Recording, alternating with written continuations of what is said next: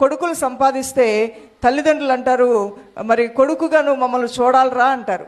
కూతుర్లే ఉన్నటువంటి తల్లిదండ్రులు కూతుర్ని అడిగే హక్కు లేదా, మీరే మమ్మల్ని చూసుకోవాలని? ఇంకెవరు చూస్తారు మరి? కానీ ఆ పరిస్థితి ఉండట్లా. చాలా చోట్ల అమ్మాయిలు చూడాలని ఉండొచ్చు, కానీ పెళ్ళైన తర్వాత భర్తలు ఎందుకు చూస్తావు? ఇంటికి తీసుకెళ్ళి మీ అమ్మా నాన్నకి అంతా పెట్టేస్తున్నావు, పెడితే మా అమ్మ నాన్నకు పెట్టాలి, ఎందుకంటే ఇంటికి కోడలుగా వచ్చావు.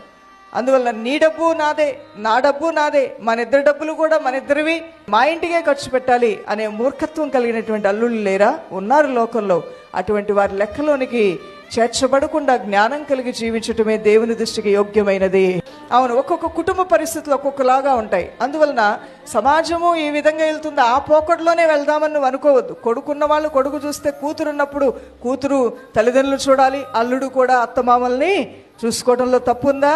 నిన్ను వల్ల నీ పొరుగువాన్ని ప్రేమించమన్నాడు మన తండ్రి. హల్లెలూయ. నిన్ను ఎంతగా ప్రేమించుకున్నావో అంతగా ఏం చేయాలంటే పొరుగువాన్ని, మరి నీ రక్త సంబంధం నువ్వు ప్రేమించొద్దా? నీ జీవితంలో నీ జీవిత భాగస్వామిగా వచ్చినటువంటి నీకు అంత మంచి అమ్మాయిని, అంత గుణవంతురాలని, అంతగా చదివించుకొని అంత జ్ఞానవంతురాలని నీ జీవితంలోకి ఇచ్చినటువంటి నీ భార్యను పెంచిన తల్లిదండ్రులు గొప్పతనం లేదా? వాళ్ళ కష్టం వచ్చినప్పుడు ఇద్దరూ కలిసి చూస్తే తప్పే ఉంది. హృదయాల్ని కఠినపరుచుకోవటం వలన దేవుడు కూడా మన పట్ల హృదయాన్ని కఠినపరుచుకుంటాడు. మనం కనికరం కలిగి ఉంటే మనం కూడా కనికరాన్ని పొందుతాము.